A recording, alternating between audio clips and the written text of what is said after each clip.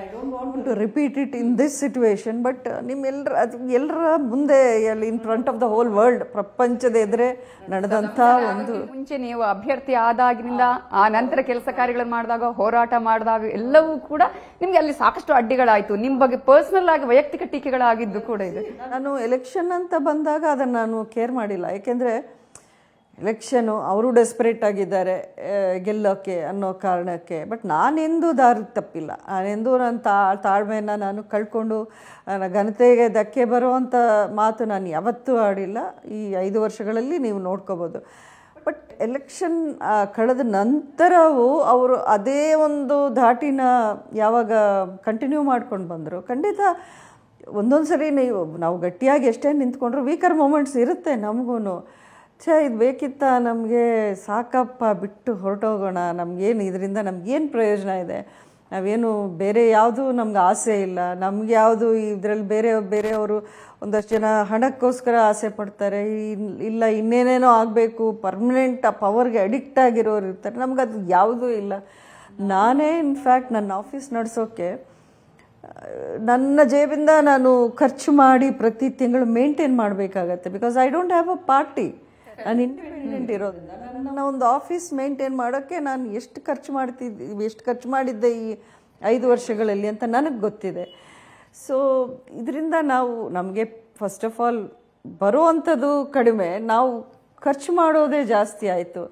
ಇಷ್ಟೆಲ್ಲ ಇಟ್ಕೊಂಡು ನನಗಿದು ಬೇಕಿತ್ತಾ ಅಂತ ಪ್ರಶ್ನೆ ಇದು ಒಂದೊಂದು ಸತಿ ಅಭಿಷೇಕೂ ಅವ್ರದ್ದು ಇನ್ನೂ ಆ ಯಂಗ್ ಇದು ಬ್ಲಡ್ ಆಗಿರೋದ್ರಿಂದ ತುಂಬ ಕೋಪ ಬರುತ್ತೆ ಆ ಏಜಲ್ಲಿ. ಸಹಜವಾಗಿ ನಮಗೇನು ಪೇಷನ್ಸ್ ಇದ್ರೂ ಆ ಏಜ್ ಅವ್ರಿಗೆ ನನ್ನ ಬಗ್ಗೆ ಯಾರಾದರೂ ಈ ರೀತಿ ತಪ್ಪು ಹೇಳಿಕೆ ಕೊಟ್ಟಾಗ ತುಂಬ ಫೀಲ್ ಮಾಡ್ತಾನೆ. ಅದು ಗಂಡು ಮಗು, ತಾಯಿ ಬಗ್ಗೆ ಯಾರು ಏನು ಸಹಿಸೋಲ್ಲ ಆ ಥರದ್ದು.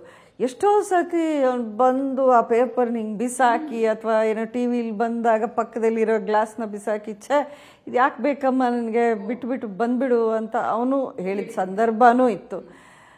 ಸೊ ಇದೆಲ್ಲ ನಾನು ಫೇಸ್ ಮಾಡಿದ್ದು. ಬಟ್ ಫೇಸ್ ಮಾಡೋವಾಗಲೂ ನನಗೆ ಅದೊಂದೇ ಕಾಡೋದು, ನಾನು ಬೇಡ ಅಂತ ಬರ್ಬೋದು, ಅವ್ರ ಗತಿ ಏನು, ನನ್ನನ್ನು ನಂಬ್ಕೊಂಡಿರೋರ ಗತಿ ಏನು, ಅವ್ರನ್ನ ನಾನು ಕೈ ಬಿಟ್ಟರೆ ಅಂಬರೀಷ್ ಅವ್ರು ನನ್ನ ಕ್ಷಮಿಸಲ್ಲ.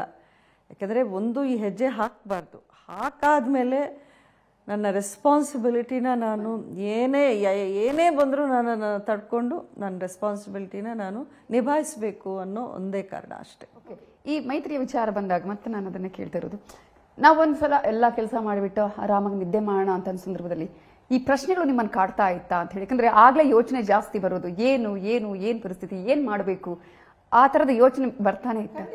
ಖಂಡಿತ ಬರದೇ ಇರೋಕ್ಕೆ ಸಾಧ್ಯ ಇಲ್ವಲ್ಲ. We are all human beings only. ಅಂದರೆ ಈ ಪರಿಸ್ಥಿತಿನೇ ಫಸ್ಟ್ ನಾವು ಊಹೆ ಮಾಡಿರಲಿಲ್ಲ, ನಿರೀಕ್ಷಿಸಿರಲಿಲ್ಲ. ಹಿಂಗಾಗೋಯ್ತು. ಈಗ ಮುಂದಕ್ಕೆ ಏನು ಮಾಡಬೇಕು, ನಾನು ಯಾವ ಥರ ಹೋಗಬೇಕು? ಯಾಕಂದರೆ ಒಂದಷ್ಟು ನನ್ನ ಎಲೆಕ್ಷನ್ ನಡೆದಿರೋದೇ ವಿಚಿತ್ರವಾಗಿ. ಎಲ್ಲರೂ ಬಂದು ನನಗೆ, ನೀವು ನಮ್ಮ ಎಲೆಕ್ಷನ್ ರ್ಯಾಲಿಯಲ್ಲಿ ಇಡೀ ಇಂಡಿಯಾ ಇತಿಹಾಸ 75 ವರ್ಷಗಳ ಇತಿಹಾಸದಲ್ಲಿ ಒಬ್ಬ ಎಲೆಕ್ಷನ್ ಪಕ್ಷೇತರ ಅಂತಲ್ಲ, ಎನಿ ಎಲೆಕ್ಷನಲ್ಲಿ BJP ಬಾವುಟ, ಕಾಂಗ್ರೆಸ್ ಬಾವುಟ ಒಂದೇ ರ್ಯಾಲಿಯಲ್ಲಿ ಹೋಗಿರೋದಂದರೆ ನನ್ನ ಎಲೆಕ್ಷನಲ್ಲಿ ಮಾತ್ರ. ಅದು ಇನ್ನು ಮುಂದಕ್ಕೂ ಆಗೋದಿಲ್ಲ, ಹಿಂದೇನೂ ಆಗಿಲ್ಲ. ಅಂದರೆ ಆ ರೀತಿ ಆಗಿತ್ತು. ಬಟ್ ನನ್ನ ಪರಿಸ್ಥಿತಿ ಏನು ಅಂದರೆ, ನಾನು ಎಲ್ಲರ ಜೊತೆಲೂ ಇರಬೇಕು. ನನಗೆ BJPನೂ ಸಪೋರ್ಟ್ ಕೊಟ್ಟಿದ್ರು, ಕಾಂಗ್ರೆಸ್ ವರ್ಕರ್ಸು ನನ್ನ ಪರ ನಿಂತರು, ರೈತ ಸಂಘದ ಸಪೋರ್ಟನ್ನು ನನಗಿತ್ತು. So I will have to go with everybody. ನಾನು ಒಬ್ಬರನ್ನ ಪ್ಲೀಸ್ ಮಾಡಿ ಇನ್ನೊಬ್ಬರನ್ನ ದೂರ ಮಾಡ್ಕೊಳ್ಳೋ ಪರಿಸ್ಥಿತಿ ನನಗಿರಲಿಲ್ಲ. ಸೊ ನನ್ನ ಜೊತೆಲಿ ಇರೋರು ಕೆಲವರು ಇಂಡಿಪೆಂಡೆಂಟ್ ನಿಂತ್ಕೊಳ್ಳಿ ಅಂದರು, ಕೆಲವರು ಇಲ್ಲ ಅಂಬರೀಷ್ ಅವರು ಕಾಂಗ್ರೆಸ್ಸಲ್ಲಿ ಅಷ್ಟು ವರ್ಷ ಇದ್ದರು, ನಾವು ಕಾಂಗ್ರೆಸ್ಸೇ, ನೀವು ಕಾಂಗ್ರೆಸ್ಗೆ ಬಂದರೆ ನಮ್ಗೆ ತುಂಬ ಖುಷಿಯಾಗತ್ತೆ ಅಂದರು. ಇನ್ನು ಉಳಿದವರು ಅಫ್ಕೋರ್ಸ್ ಇನ್ನು ಸ್ವಲ್ಪ ಮೆಚ್ಯೂರ್ ಥಿಂಕಿಂಗ್ ಇರೋರು, ನೀವು ಯಾವುದೇ ತೀರ್ಮಾನ ತೊಗೊಂಡ್ರು ಸರಿಯಾಗೇ ತೊಗೊಳ್ತೀರಾ, ನೀವು ಹೇಳಿ ನಿಮ್ಮ ತೀರ್ಮಾನ, ನಾವು ನಿಮ್ಮ ಜೊತೆಲೇ ಇರ್ತೀವಿ, ನಾವು ಈ ಕುಟುಂಬ ಬಿಟ್ಟು ನಾವು ಎಲ್ಲೂ ಹೋಗಲ್ಲ ಅನ್ನೋರು ಅಷ್ಟು ಜನ ಇದ್ದರು. ಸೊ ಈ ಮೂರಲ್ಲಿ ನಾನು ಯಾವುದನ್ನು ಆಯ್ಕೆ ಮಾಡ್ಕೋಬೇಕು ಅನ್ನೋದೇ ಒಂದು ದೊಡ್ಡ ಡೈಲಮಾ ಆಗಿತ್ತು. ಬಟ್ ಅಫ್ಕೋರ್ಸ್ ಪ್ರಧಾನಮಂತ್ರಿ ಮೋದಿಯವರು ಖುದ್ದಾಗಿ ನನ್ನನ್ನು ಪರ್ಸ್ನಲಾಗಿ ಮಾತಾಡಿದಾಗಲೂ ಅವರು ಒಂದೇ ಮಾತು ಹೇಳಿದ್ರು, ನಮಗೂ ಬಿ ಜೆ ಪಿನೇ ಸೀಟ್ ಉಳಿಸ್ಕೋಬೇಕು ಅನ್ನೋ ಆಸೆನೇ ಇದೆ. ಬಟ್ ಅಲಯನ್ಸ್ ಆಗಿರೋದ್ರಿಂದ ಸ್ವಲ್ಪ ಈ ಒಂದು ಸಮಸ್ಯೆ ಆಗ್ತಿದೆ. ಅದನ್ನು ಯಾವ ರೀತಿ ಸಾಲ್ವ್ ಮಾಡಬೇಕು ಅನ್ನೋ ಯೋಚನೆಯಲ್ಲಿ ನಾವು ಮಾಡ್ತಾ ಇದ್ದೀವಿ.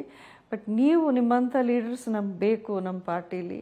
ನೀವು ಯಾವುದೇ ದುಡುಕು ನಿರ್ಧಾರ ನೀವು ಮಾಡೋಕ್ಕೆ ಹೋಗಬೇಡಿ ಅಂತ ಹೇಳಿದ್ರು.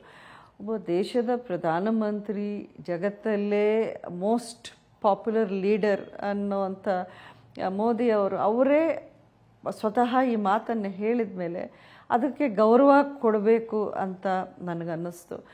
ಆ್ಯಂಡ್ ಖಂಡಿತ ಐ ಫೀಲ್ ಅವ್ರಿಗಿಂತ ನಮ್ಮ ದೇಶಕ್ಕೆ ಸೂಕ್ತವಾದ ಲೀಡರ್ ಎಟ್ ಪ್ರೆಸೆಂಟ್ ಯಾರೂ ಕಾಣ್ತಿಲ್ಲ, ಯಾರೂ ಇಲ್ಲ.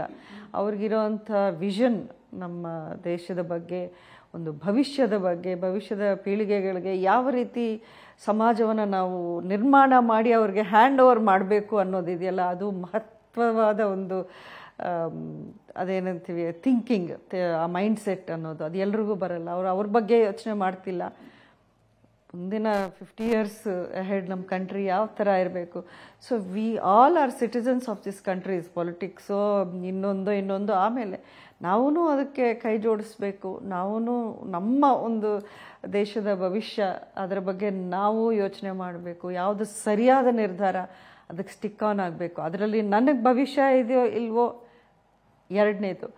But I want to think ನಮ್ಮ ದೇಶ ಯಾವ ಕಡೆ ಹೋಗ್ತಾ ಇದೆ, ಅದು ಒಳ್ಳೆ ದಾರಿಲಿ ಹೋಗೋ ದಾರಿ ನಾನು ಆಯ್ಕೆ ಮಾಡ್ಕೋಬೇಕಾ, ಅಥವಾ ನನಗೆ ಅನುಕೂಲ ಎಲ್ಲಿದೆ ಅಲ್ಲಿಗೆ ಹೋಗ್ಬೇಕಾ ಅನ್ನೋದೇ ಕೊನೆಗೆ ನನಗಿದ್ದಂಥ ಆಯ್ಕೆ.